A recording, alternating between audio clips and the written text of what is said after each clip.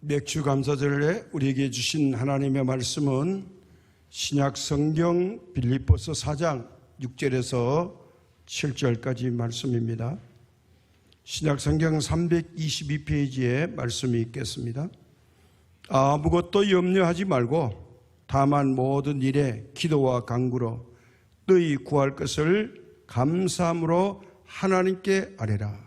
그리하면 모든 지각에 뛰어난 하나님의 평강이 그리스도 예수 안에서 너희 마음과 생각을 지키시리라. 아멘. 오늘은 맥주 감사절을 맞이해서 우리가 지난 한 해를 돌아보고 이제 시작한 2021년의 전반기를 돌아보는 벌써 1년 중 절반이 지났습니다. 지난 6개월 동안 우리가 돌아보면서 하나님께 감사하는 맥주 감사 주일입니다. 원래 구약의 의미는 이스라엘 백성들이 1년에 2번 감사절이 있는데 전반기에 드리는 6개월의 감사는 바로 맥주절입니다. 후반기에 드리는 감사는 수장절이라고 하면서 우리가 추수감사절로 지켰습니다.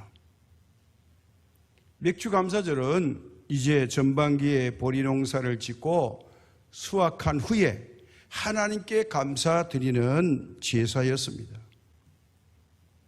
그러면 이렇게 생각합니다. 지금도 보니까 이렇게 반박하는 사람이 있어요. 지금이 어느 시대인데 무슨 맥주감사절이냐? 이렇게 따지는 분들이 있습니다. 이 한문적 용어만 보면 그렇게 말할 수 있겠으나 그러나 그렇지 않습니다. 우리가 보리 농사를 짓지 않는데 밀농사를 짓는 사람이 어디서 그런데 맥주 감사절을 왜 지키냐? 이렇게 말할 수도 있겠습니다. 맥주 감사절의 근본 정신은 시대가 달라져도 반드시 지켜야 할 의미를 가지고 있습니다. 그것이 무엇입니까? 지금은 5,000년, 4,000년 전에 1차 산업이 농업밖에 없을 때에 이 구약이 기록됐습니다. 2차 산업 이상이 없습니다. 거의 농사 짓는 일입니다. 이 농사를 짓게 된 원인의 결과는 뭐냐? 하나님께서 비를 주시고 땅을 일궈주시고 병충해를 막아주셔야만이 수확을 할 수 있기 때문에 이렇게 수확할 수 있는 것에 대한 감사입니다. 지금은 농업 인구가 매우 작습니다. 왜냐하면 다양한 직업이 있습니다. 제가 알기로는 지금 직업군이 3만 한 2천 개의 직업군이 있다고 합니다. 그 중에 농업이 하나 포함되어 있을 뿐입니다. 그래서 내가 농사 안 짓는다고 맥주 감사절을 부인한다고 하는 것이죠. 그것만 아닙니다. 우리 살아가는 방법도 각자가 다 다릅니다. 다양한 직업을 가지고 있습니다. 앞으로는 아마 5만 개의 직업군이 생길 거라고 말합니다. 그만큼 세분화된다는 거예요. 그래서 우리가 부모들이 생각할 때 공부만 잘하면 된다고 생각하면 안 됩니다. 공부 못한다는 게 자랑이 아니지만 이거 공부 잘해서 엘리트가 된다는 거는 전체 인구의 약 10%밖에 안 됩니다. 나머지 90%는 공부로 먹고 사는 인생이 아닙니다. 그럼에도 우리가 공부에 매달려 가지고 자녀들이 공부 못한다고 굉장히 구박을 합니다. 그건 뭐냐? 다양한 직종과 직업이 앞으로 더 많아진다는 걸 알아야 될 것입니다. 왜 맥주 감사절을 감사해야 될까요? 근본 정신은 뭐냐? 2021년 1월 1일부터 6월 30일까지 장장 6개월의 긴 여정 동안에 하나님께서 오늘까지 우리와 함께 해주시고 생존의 은혜를 주신 것, 내가 현재 살아있다고 하는 이것에 대한 감사입니다.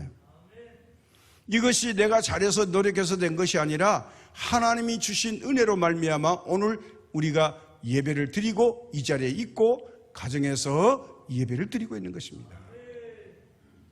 하나님의 은혜인 것입니다. 신명기 8장 18절에 이렇게 말씀합니다. 내 하나님 여호와를 기억하라. 그가 내게 재물 얻을 능력을 주셨습니다. 이같이 하심은 내 조상들에게 맹세하신 언약을 오늘과 같이 이루려 하심이니라. 우리 각자 노력해서 소득을 많이 얻는 분도 있고 적게 얻는 분도 있습니다. 그러나 우리가 이래도 저래도 우리 손에 소득이 있으므로 자녀들이 생활비를 주는 것도 소득입니다. 자녀들이 주지 못하면 대한민국은 국가에서 책임을 집니다. 최저 생활비를 줍니다. 이것도 국가가 주는 게 아니라 하나님의 은혜입니다. 대한민국이 제3국가와 같이 가난하면 못 돌보죠. 그러나 국가가 경제력이 있으니까 이런 복지 정책을 하는 겁니다. 이것도 하나님의 은혜인 것입니다. 이렇게 우리 손에 살아갈 수 있는 재물을 얻게 하신 것은 하나님의 은혜라는 거예요.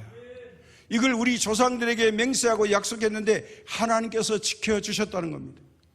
대한민국을 세계에서 10번째 안에 잘 살 수 있는 나라로 살게 해주시고 드디어 이탈리아를 제끼고 대한민국이 G7에 올라섰다는 이야기를 합니다.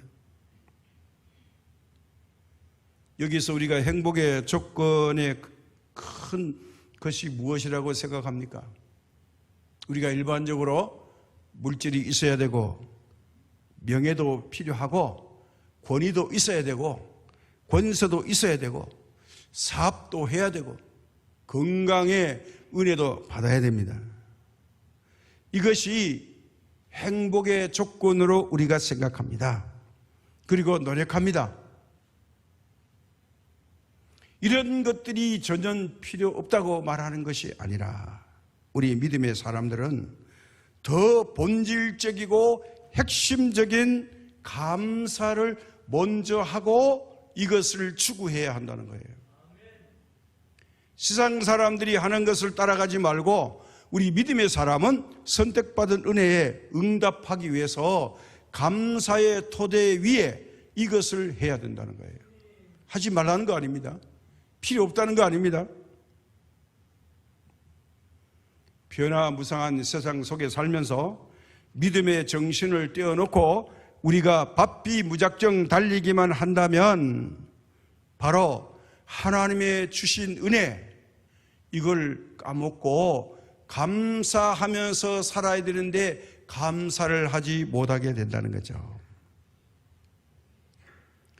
자, 우리가 2년 전에만 해도 지금 전 세계 지구촌 글로벌 시대에 코로나19 팬데믹 사건으로 예배를 못 드리고 이런 경제적 후퇴와 많은 사람들이 마음대로 만나지도 못하고 이제 정신적으로 불안의 고통을 가지고 살아가는 이런 시대를 우리가 누가 예감을 했습니까? 아무도 몰랐습니다. 물질적, 정신적 세계가 쇠퇴되니까 드디어 나타납니다. 집단 이기주의 소식이 여기저기서 들려옵니다.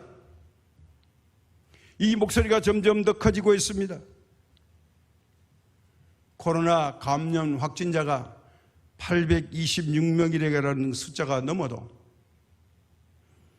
민주노총에서 10,000명 이상이 거리로 뛰쳐나와서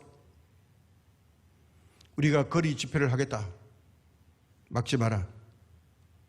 그래서 어제는 서울 시내를 아주 요란하게 만들었습니다. 왜 이 시기에 창궐하는 코로나 감염 환자가 매일매일 더 증가하는 이 시점에 일반인들은 5명 이상 모이면 금지한다. 처벌할 테니까 모이지 마셔. 이걸 철저히 준수하고 지키고 교회도 이걸 지켜주는데 무슨 이유로 이렇게 길거리 뛰쳐나와서 만 명이 거리를 점령하고 휩쓸고 다녀야 되는지 우리는 잘 알지 못합니다. 그 이유를 모릅니다.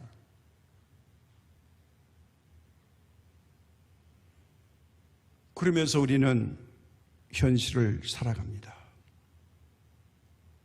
지금 우리는 물질 만능주의의 상황이 되어버렸습니다. 이것보다 더 큰 게 뭐냐? 정신적 불황의 고통입니다. 이게 불평과 원망이 들어옵니다. 이것이 바로 이기심을 통해서 사회를 망가지게 하는 가장 심각한 질병입니다. 방송에 나가니까 일부 예배 때는 말씀드렸지만 지금은 말씀을 안 드립니다. 항의할 수 있기 때문입니다. 할 말이 많고 이 노동조합의 실상을 누구보다도 제가 잘 압니다. 지하철 파업 때 제가 최일선에 있었던 사람으로서 이들이 어떤 속성을 가지고 있는지 알지만 문제가 될 수 있으니까 방송에 나가는 이 시간에는 언급하지 않겠습니다. 자, 사회가 점점 더 이기 집단으로 변하고 소수 집단이 이제 결집을 합니다. 점점 병들어 갑니다. 뭉치면 살고 흩어지면 죽는다. 이승만 박사가 이 얘기한 이것을 인용해가지고 어떻게 하든지 뭉치면 되는 것으로 착각합니다. 이러한 사회의 질병을 치료하는 길은 딱 하나밖에 없습니다. 뭘까요? 감사의 씨앗을 뿌리는 겁니다. 현재의 상황을 감사하는 것. 이것이 사회를 회복시키는 길입니다. 감사는 고난을 이기게 합니다. 왜 교회가 이 시간 존재해야 할까요? 왜 교회가 예수님의 몸이 되어야 할까요? 불평, 불만으로 가득한 이 세상에 우리 믿음의 사람은 하나님이 주시는 말씀으로 말미암아 감사의 바이러스를 퍼뜨려야 합니다. 감사의 씨앗을 여기저기 사회 곳곳에 뿌려야만이 감사의 열매가 맺힐 줄로 믿습니다. 이 감사는요, 믿음을 생산하고 미래를 복되게 만들며 현실을 긍정적으로 살게 만드는 힘이 될 것입니다. 그런데 놀랍게도 이 치료제가 하나님의 말씀 안에, 믿음 안에 있다는 사실입니다. 이걸 감사해야 됩니다. 감사의 바이러스는 교회 안에 있습니다. 하나님 말씀 안에 있습니다. 우리는 이것을 뿌려야 합니다.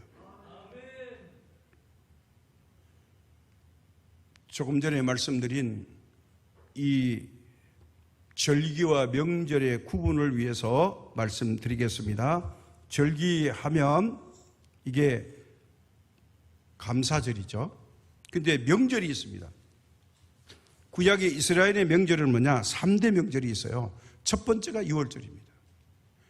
이스라엘 백성들이 종살이 하다가 430년 만에 애굽을 탈출하는 사건, 이걸 6월절이라고 그러는데 한편으로 이때에 6월절 시기가 되면 양들의 양털을 깎아주는 계절입니다. 두 번째 명절은 오순절입니다. 예수님이 부활하시고 10일 후에 오순절의 사건이 일어나죠. 이게 바로 맥추감사절과 연결되어 있습니다. 세 번째 명절은 수장절입니다. 수장절은 손으로 곡식을 거두어서 창고에 들었다, 이런 한문적 용어예요. 우리가 가을에 지키는 추수감사절이 수장절입니다. 이 세 가지 3대 명절이 이스라엘 백성들에게는 꼭 지켜야 할 명절입니다. 그래서 첫 번째 지키는 두 번째 명절, 이 맥추절은 우리 기독교의 3대 교리, 3대 가르침이 담겨 있습니다. 그 의미가 뭐냐면 첫째는 성례를 공포하여서 하나님께 제사 드림으로 하나님의 사랑을 실천하고, 요즘 말로 하면 하나님께 예배 드림으로 하나님의 사랑을 실천하고, 두 번째는 곡식을 남겨두어서 이제 이웃 사랑을 실천하는 겁니다. 민수기나 신명기에 보면 이스라엘 백성들이 곡식을 수확할 때 어떻게 하느냐, 밭 주인은요 농사를 짓고 나서 곡식을 베고 추수합니다. 그리고 낫으로 추수하다가 자기가 생각해서 이 동네에 가난한 사람들이 많다 그러면 다 베지 말고 밭 모퉁이에다가 낫을 대지 않고 그대로 놔둡니다. 또 한 가지, 두 번째는 곡식을 베다가 곡식이 이삭이 땅에 떨어졌다 그러면 그걸 줍지 말아야 합니다. 왜요? 농사 안 짓고 가난한 사람들이 이걸 걷어다가 양식을 삼아야 돼요. 그래서 이 두 가지를 지키는 겁니다. 떨어진 이삭은 절대로 줍지 않는다. 요거 가난한 사람이서 하나님이 남기는 거니까요. 그리고 밥 모퉁이 일부를 남겨놓는다. 그거는 본인이 결정하는 거예요. 이게 뭐냐? 이웃 사랑을 실천하라는 거예요. 이게 감사절의 두 번째 의미입니다. 세 번째는 뭐냐? 노동을 하지 말고 몸을 푹 쉼으로 자기 사랑을 실천하는 겁니다. 이 명절 때는요 사람들이 모여서 절대로 노동하지 않습니다. 노동을 하면 명절이 아닙니다. 무조건 몸을 편히 쉬어주는 겁니다. 이게 맥추절의 3대 의미를 여기 포함하고 있어요. 그런데 놀랍습니다. 아직도 이스라엘 백성들이 가나안 땅을 점령해서 정착하지 못했는데 하나님이 말씀하십니다. 가나안 땅에 들어가서 정착해서 농사를 짓거든 맨 먼저 가을 거지보다 여름 거지를 먼저 하니까 여름 거지를 이게 맥추절이라고 하는 거죠. 그때 감사하라는 거예요. 이것이 첫 번째 그 해의 열매라는 뜻입니다. 왜? 아직도 농사를 짓지 않았는데 이걸 지으라고 지었으면 첫 열매를 바치라고 했을까요? 지금까지 함께해 주신 하나님 앞으로 인도받았으니 미래에도 금년 농사만 잘 될 게 아니라 우리가 이 땅에 발붙여 사는 동안에도 이제까지와 같이 애굽에서 출애굽해서 이제 가나안 땅에 들어갈 때까지 보호해 주시고 이제 이때까지 하나님 지켜주셨던 은혜가 애굽 땅에도 영원히 미래에도 함께해 주실 것을 믿고 감사하는 중요한 믿음의 의미가 여기 포함되어 있다는 거예요. 그래서 오늘 본문에 말씀하시기를 아무것도 염려하지 말고 다만 모든 일에 기도와 간구로 너희 구할 것을 감사함으로 하나님께 아뢰라. 그리하면 모든 지각에 뛰어난 하나님의 평강이 그리스도 예수 안에서 너희 마음과 생각을 지키시리라. 자, 이게 무슨 말일까요? 이 말씀을 지키면 하나님께서 보호해 주신다는 거예요. 이 말씀을 잘 적용하는 구약의 한 분이 있습니다. 바로 욥입니다. 그런 믿음과 덕망이 있고 어느 한 것도 흠잡을 수 없는 완전한 순진한 사람이었는데 어느 날 그에게는 그가 알지 못하는 고난이 갑자기 닥쳐왔습니다. 그러나 욥은 끝까지 원망이나 불평하는 말을 입 밖에 내지 않고 믿음을 지켰습니다. 무슨 믿음을 지켰을까요? 첫 번째가 어려움 속에서 감사하는 사람이었습니다. 어려움 속에서 감사하는 사람. 욥기서 1장 20절에서 22절입니다. 욥이 일어나 겉옷을 찢고 머리털을 밀고 땅에 엎드려 예배하며 이르되 내가 모태에서 알몸으로 나와 사온즉 또한 알몸이 그리로 돌아가올시라. 주신 이도 여호와시오 거두신 이도 여호와시오니 여호와의 이름이 찬송을 받으실지니라 하고 모든 일에 욥이 범죄하지 아니하고 하나님을 향하여 원망하지 아니하니라. 놀라운 말입니다.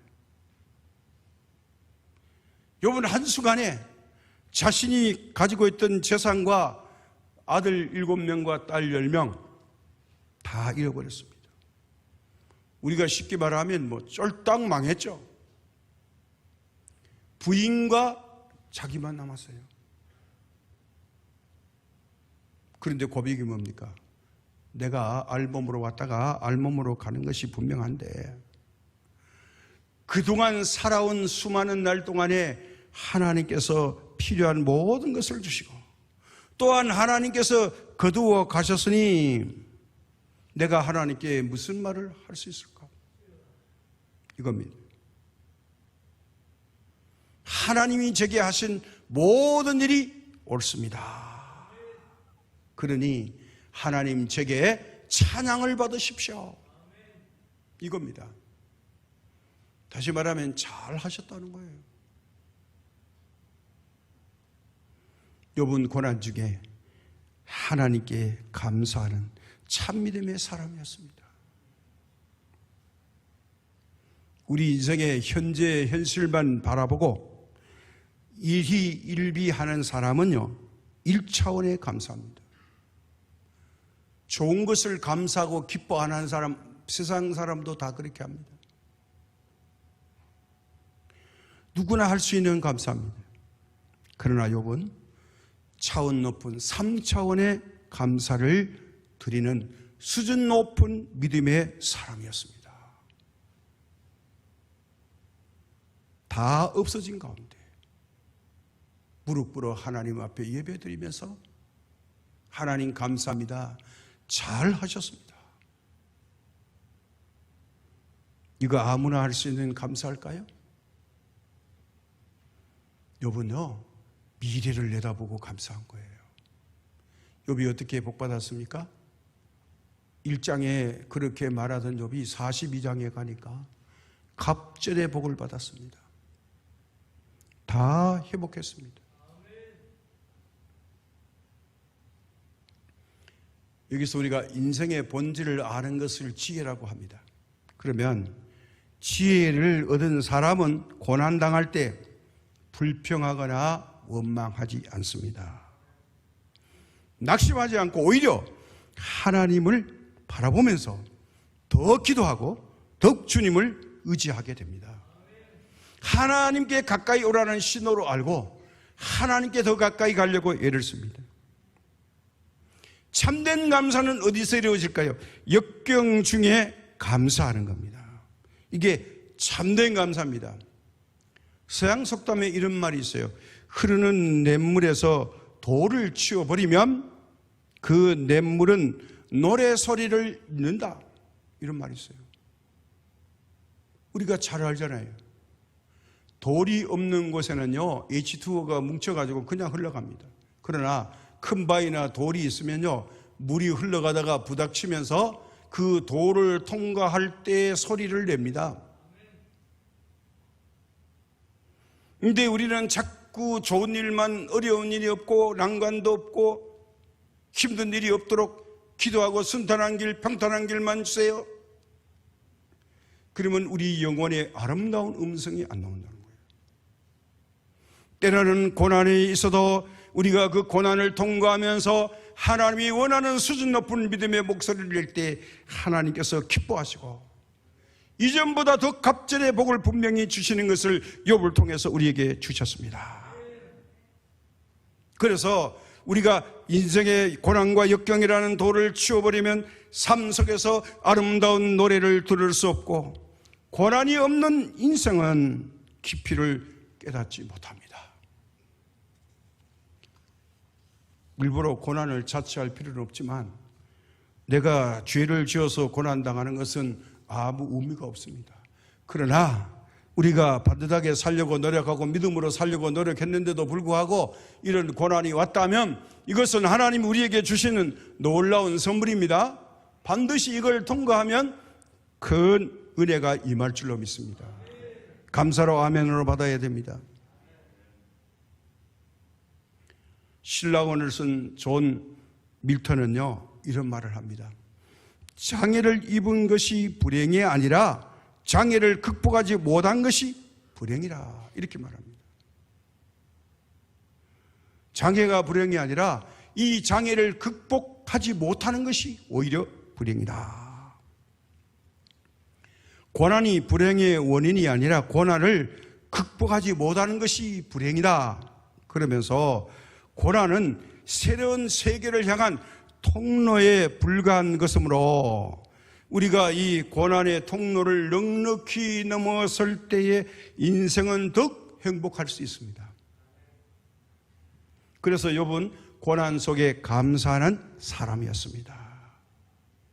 어려워도 감사하면 어떤 고난도 이기고 남음이 있습니다. 물질의 불황이 아니라 감사의 영적인 불황 속에서 감사를 잃어버린 영적 불황이 우리를 고통스럽게 만듭니다. 앞으로 고난은 우리에게 언제나 순식간에 파도처럼 밀려올 것입니다. 그러니 우리가 오늘 이 말씀을 들으면서 미래에 내게 닥쳐올 고난의 파도가 와도 이길 수 있는 비결만 갖고 있으면 됩니다. 너무 불안할 거 없습니다. 그래서 아무것도 염려하지 말라는 겁니다. 믿음과 지혜로 이 고난을 이길 훈련이 필요합니다. 잘 받으면 됩니다. 뭐냐? 이게 너무 단순해요. 이 훈련은 감사가 그 비결인 것입니다. 우리 인생 가운데 감사의 조미료가 들어가면 고난도 역병도 치료되는 특효약이 될 줄로 믿습니다. 욥이 바로 그랬습니다. 감사로 그의 모든 고난을 치료해 버렸습니다. 누가 봐도 원망하고 불평할 만한데 욥은 감사로 바꿨습니다. 감사만이 고난을 이기는 길이요, 불평을 잠재우는 치료의 바이러스가 되기 때문에 우리는 이 시대에 가장 필요한 처방, 잃어버린 감사를 되찾는 맥주 감사절 되시기를 축복합니다. 많은 사람들이 코로나를 보고 자꾸 겁먹습니다. 근데 코로나 팬데믹으로 죽는 사람이 많습니까? 아니면 다른 질병으로, 암이나 다른 병으로 죽는 사람이 많습니까? 화장터에 가보면 죽는 사람이 너무 많죠. 코로나로 죽는 사람은 일부분이에요. 근데 2020년, 21년에 보면 교회가 코로나 기도를 엄청 합니다. 건강에 고통받는 사람은 별로 관심이 없고 코로나에 집중을 하고 있어요. 우리가 시각을 돌려봐야 됩니다. 오늘 우리가 살아가는 이 세상은 만만하지 않습니다. 감사의 백신 바이러스가 없다면, 이 믿음이 없다면 우리는 여기에 휩쓸려 갈 수밖에 없어요. 오늘 이 맥주 감사절을 지키면서 잠시 동안 놓쳐버렸던 이 감사의 의미를 되찾는 맥주 감사절 되시기 바랍니다. 그러면 자, 3차원의 감사는 뭐냐? 바로 미래를 감사하는 3차원의 감사입니다. 미래를 감사하는 게 3차원의 감사예요. 3차원의 감사를 드리면 하나님이 깜짝 놀라십니다. 하나님이 기대하셨던 감사가 나오니까 하나님이 이렇게 하실 겁니다. 왜요? 하나님을 흡족하게 하니까요. 우리의 믿음의 수준을 보고 하나님이 놀라게 되는 것입니다. 미래를 볼 수 없는 사람은요, 현실을 감사할 수 없어요. 욥은 고난 중에 이렇게 고백했습니다. 왜냐하면 이 고백이 쉬운 게 아닙니다. 욥이 자기 몸이요 어떻게 됩니까? 악성 종양입니다. 피부병입니다. 이 피부가 다 썩어요. 살점 하나가 안 남아요. 뼈만 남아요. 관절과 뼈만 남아요. 친구들이 일주일 만에 왔는데 얼굴을 못 알아보는 거예요. 한 명도 아니고 3명이 왔는데 3사람이 이 욥의 얼굴을, 과거의 얼굴을 잊어버려가지고 욥인지 아닌지를 몰랐어요. 욥이 맞다고 하니까 욥으로 인정했죠. 왜? 고치는 약도 없어요. 의사도 없어요. 하나님께서 허락해 놓은 거예요. 그러나 길로는 죽지 않아요. 욥은 다만 원망하고 불평하느냐 감사하느냐 이 믿음의 시험대에 올라 있는 것뿐입니다. 그런데 욥은 현실을 미래로 감사하는 고백을 했습니다. 이게 바로 3차원의 감사인데 욥기서 23장 10절에 뭐라고 말합니까? 그러나 내가 가는 길을 그가 아시나니 그가 나를 단련하신 후에는 내가 순금같이 되어 나오리라. 내 몸뚱아리가 다 썩어져도 목숨만은 그 누구도 빼앗지 못하니 이 훈련을 받은 후에 내가 순금덩어리가 되어서 다시 태어나리라. 이 확신입니다. 미래에 대한 감사예요. 하나님이 놀랄 수밖에 없죠. 마귀들이 놀라서 이제 도망갑니다. 자, 봤지? 내 종 욥을 봤지? 그래도 뭐 더 시험할 게 있냐? 하나님이 사탄을 보고 막 질책하죠. 오늘 현재 우리가 죽을 것 같은 고통이 있고 다 끝난 것 같은 고통이 있어도 나를 단련하신 후에는 순금처럼 나을 것을 믿고 욥이 감사의 기도를 드렸던 것처럼 이렇게 감사하는 것이 바로 하나님이 좋아하시는 3차원의 감사입니다. 이 3차원의 감사, 미래에 대한 어떤 역경과 환난이 기다린다 할지라도 우리가 개인과 가정에 이 감사를 회복하고 사회를 변화시키는 하나님의 사람들 되시기를 부탁드립니다. 이런 3차원의 감사야말로 이 땅을 고치게 하는 유일한 하나님의 복음의 씨앗입니다.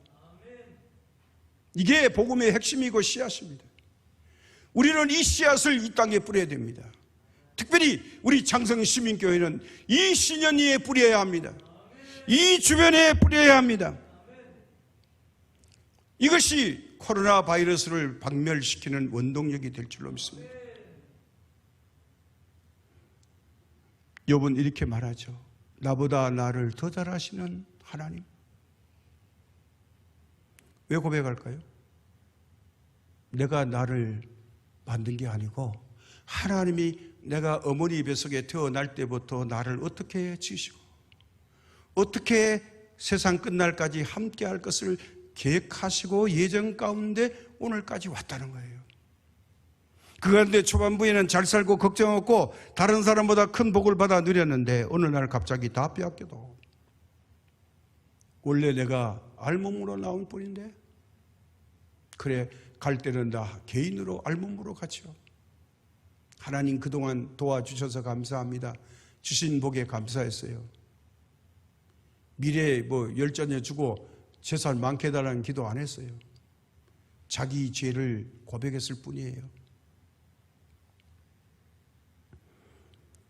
자, 그랬더니 욥의 마지막은 갑절의 복을 받았습니다. 재산은 2배 많고요.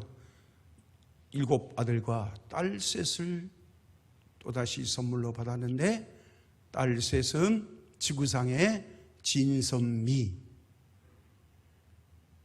그래서 딸들의 이름을 적었어요.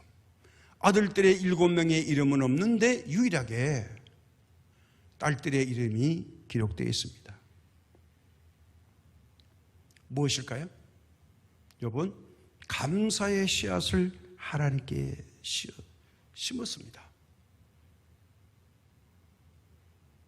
이 고난이 있었지만 그는 감사의 믿음이 있었기 때문에 이길 수 있었어요. 그래서 우리도요, 기도 드릴 때에 하나님 평탄한 길, 순한 길, 아름다운 것만 달라고 기도도 하시지만 덧붙여 하나님, 고난이 닥쳐올 때 믿음으로 이길 힘을 제게 주십시오. 이 기도를 꼭 하시기 바랍니다. 아멘이십니까? 순탄한 길 달라고 기도하지 말라는 거 아닙니다. 그게 우선이지만 그러나 때로 하나님께서 현재보다 더 큰 복을 주시려고 나를 시험할 때 내가 믿음으로 넉넉히 이길 수 있는 그런 믿음의 감사의 씨앗을 주면 감사가 이걸 이긴다는 거예요. 고난을, 역경을 이긴다는 거예요. 큰 병도 이긴다는 거예요. 왜요? 하나님이 부르시는 거예요. 야, 너 나하고 좀 이야기할까? 그러면 큰 사건이 없으면 하나님 잘 안 찾아요. 바쁘다고. 그런데 그 어떤 사건보다 내 인생에서 하나님 만나는 일보다 더 큰 일이 없다. 그러면 하나님 떠날 수 있나요? 우리 믿음의 사람들이 갈 곳이 없잖아요. 그럼 하나님 찾아야죠. 만나야죠. 하나님 앞에서 고백해야죠. 그러면 하나님 앞에서 걷어 차겠습니까? 하나님 앞에서 고백해야 되겠죠. 하나님, 못난 죄가 여기 있습니다. 말씀하옵소서. 제가 듣겠습니다. 부르신 목적을 제게 말씀하시면 제가 무조건 아멘하겠습니다. 이렇게 되지 않을까요? 그래서 이 2021년 맥주 감사절에 하나님, 어떤 일이 일어나도 내가 믿음으로 이길 수 있는 그런 감사의 바이러스를 제게 주십시오. 감사 바이러스 있으면요, 우리 코로나 백신 안 맞아도 됩니다. 이게 훨씬 위력이 클 줄로 믿습니다. 우리 하나님 앞에 감사의 백신을 한번 맞는 시간 가져보겠습니다. 우리 교회에서 가장 비중 있는 두 분이 나오셔서 하나님께 감사드리겠습니다. 예. 잘 알아들으시면 은혜가 될 줄로 믿습니다. 예. 가장 비중이 크신 분들입니다. 예.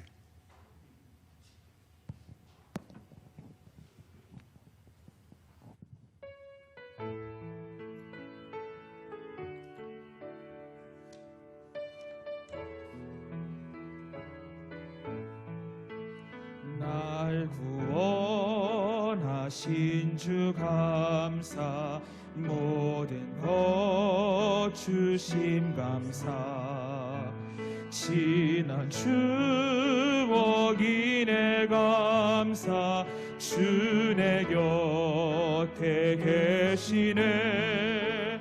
향기로운 봄철의 감사, 외로운 가을 날 감사, 사라진 눈물도 감사, 나의 영혼 평안에 응답하신 기도 감사, 거절하신 것 감사, 헤쳐나온 풍랑 감사, 모든 것 채우시네.